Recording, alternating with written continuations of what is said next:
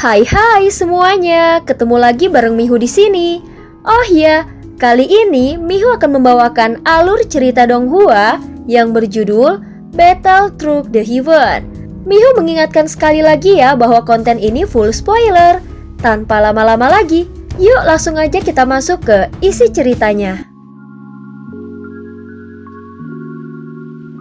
Halo kakak-kakak semuanya, sebelum memulai ceritanya, Mihu mau ngucapin banyak terima kasih nih karena kalian semua selalu setia sama Mihu. Terima kasih juga karena dukungan kalian Mihu bisa sampai di titik ini. Tak terasa ya, 1 tahun telah berlalu. Selamat tahun baru 2025.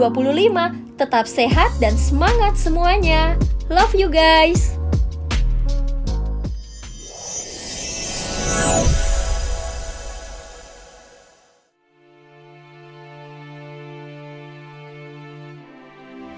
Melanjutkan dari kisah sebelumnya.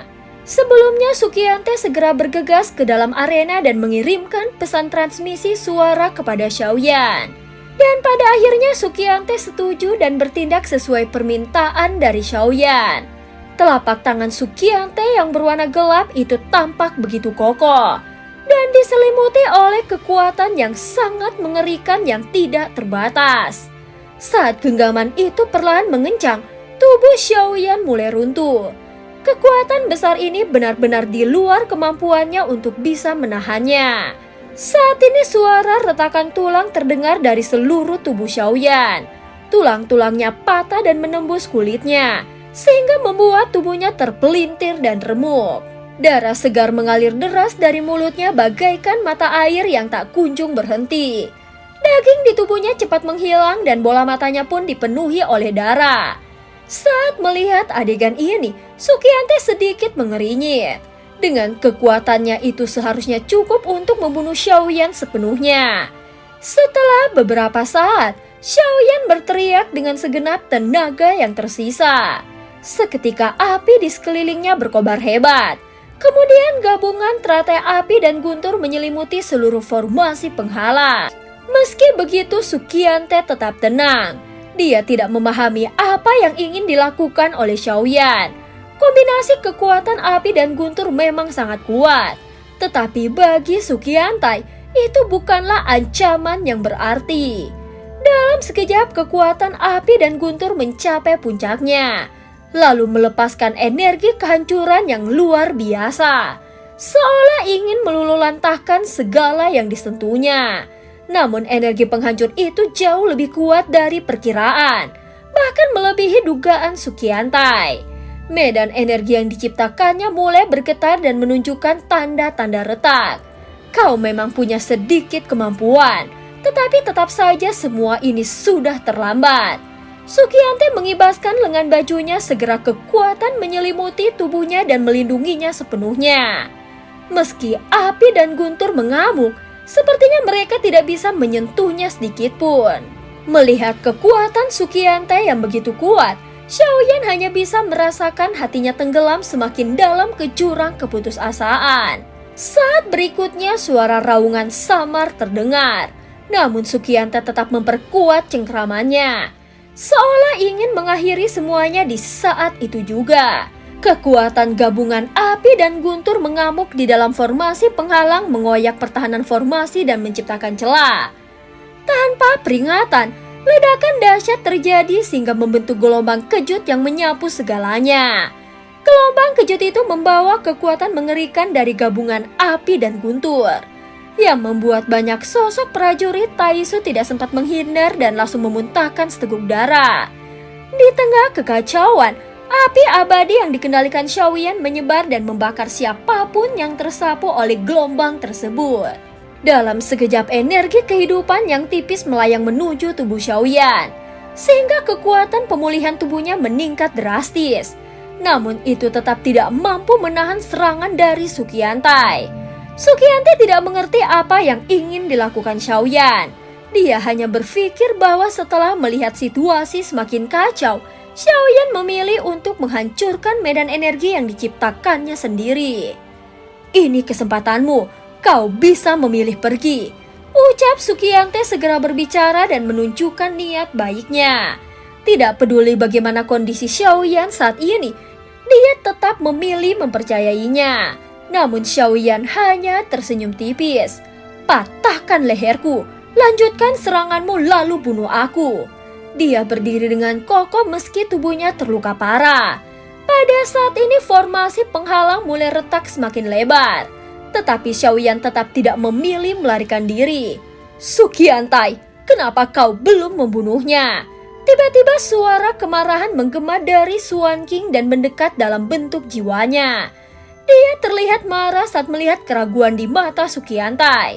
Jika aku pergi, pemimpin Taisu tidak akan melepaskanmu. Jadi satu-satunya pilihanmu adalah membunuhku. Ucap Xiaoyan berbicara dengan tenang. Mendengar ini, Suqiantai lalu menatapnya dengan dalam dan ada keraguan yang muncul di matanya. Kau pasti hanyalah avatar kan? Ucap Suqiantai bertanya dan mencoba memastikan. Ini adalah tubuh asliku. Aku adalah Xiaoyan reinkarnasi dari Yang Mulia. Pada saat ini Xiaoyan tidak lagi menyembunyikan identitasnya. Jika Suqiantai membunuhnya, berarti dia mengakhiri reinkarnasi Yang Mulia. Suqiantai semakin bingung setelah mendengar ini. Dia tidak mengerti mengapa Xiaoyan bersikeras ingin mati. Keningnya semakin berkerut dan dia tidak bisa melihat niat Xiaoyan. Bahkan dia mulai meragukan dirinya sendiri. Apakah perbedaan kekuatan kami benar-benar sejauh ini? Mengapa aku tidak bisa melihatnya? Suqiantai akhirnya bergerak lagi, telapak tangannya muncul di atas kepala Xiaoyan.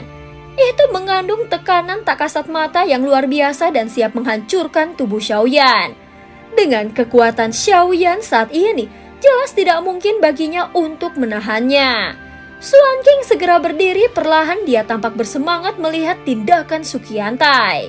Kemudian dia melirik dengan dingin ke arah ratu. Namun ratu hanya mendongak perlahan lalu menatap Xiaoyan di tengah pertempuran. Tidak perlu khawatir, dia sudah terjebak dalam situasi mematikan, tidak mungkin ada yang bisa menyelamatkannya. Pasukan sensi kalian sudah ditaklukkan oleh Taisu terlebih dahulu. Jika kau membantunya sekarang, mungkin masih ada harapan tipis. Ucap Xuan King berkata dengan nafas terengah-engah. Tetapi dia masih mempertahankan tatapan dinginnya pada ratu. Namun tujuan Xuan King bukan hanya membunuh Xiaoyan. Ini lebih seperti pertarungan batin antara dirinya dengan ratu. Bagaimanapun, ratu percaya jika Xiaoyan tidak akan mati. Sementara Xuan King ingin membuktikan sebaliknya. Hanya perasaan ini saja. Gaya santainya itu sangat memikat hatiku. Ucap ratu segera berbicara pelan. Setelah itu dia kembali fokus pada kuas di tangannya seolah-olah dia tidak terganggu oleh kondisi tragis Xiaoyan. Melihat adegan ini, ekspresi Xuan King menjadi semakin gelap. Untuk pertama kalinya dia merasa dirinya seperti dipermainkan. Sikap tenang ratu seolah mengejek ketidakmampuannya. Suqiantai, kau ini berada di tingkat kelima kan? Begitukah kekuatan mantan Raja Taisu? Membunuh seseorang di tingkat pertama saja begitu kesulitan. Ucap Xuan King kembali mendesah dengan nada sarkastik. Dia merasa Suqiantai terlalu banyak berpikir padahal dia bisa dengan mudah membunuh Xiaoyan tetapi malah ragu-ragu. Saat ini Xiaoyan terus memuntahkan darah. Meskipun api abadi di sekitarnya berusaha menyuplai energi kehidupan untuk memperbaiki luka-lukanya, namun itu tetap tidak cukup. Bagaimanapun serangan Suqiantai terlalu kuat. Apapun cara yang Xiaoyan gunakan, tetap tidak mungkin melawannya dengan level kultivasinya saat ini. Pada saat berikutnya tubuh Xiaoyan perlahan hancur, nafasnya juga semakin lemah. Sepertinya Xiaoyan benar-benar berada di ambang kematian. Namun di matanya tidak ada sedikit pun kehangatan atau cahaya. Tidak seorang pun tahu apa yang sedang dipikirkannya. Namun dia tampak tidak pernah merasa takut pada kematian. Seiring energi kehidupannya menghilang dengan cepat, kesadarannya juga mulai memudar. Di hadapannya bayangan-bayangan masa lalu terus bermunculan, termasuk kenangan paling mendalam di sepanjang hidupnya. Apakah aku sedang melihat kembali seluruh hidupku? Jika memang sampai di sini, maka hidupku ini bisa disebut berhasil atau gagal. Xiaoyan tersenyum pahit, dia tidak tahu lagi di wajahnya itu darah atau air mata. Di kehidupan kali ini, dia benar-benar pasrah menghadapi kematian. Sesaat kemudian kesadarannya semakin kabur. Dia melihat tubuhnya benar-benar hancur, energi kehidupannya juga terus menghilang.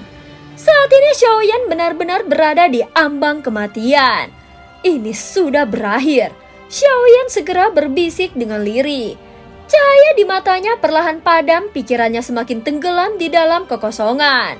Yang tersisa hanyalah kekuatan jiwanya yang menyebar luas. Dia seolah menjadi satu dengan dunia ini, menyaksikan segala sesuatu dari sudut pandang yang berbeda. Namun di balik kesunyian ini, terdengar suara agung dan bergema seperti guntur.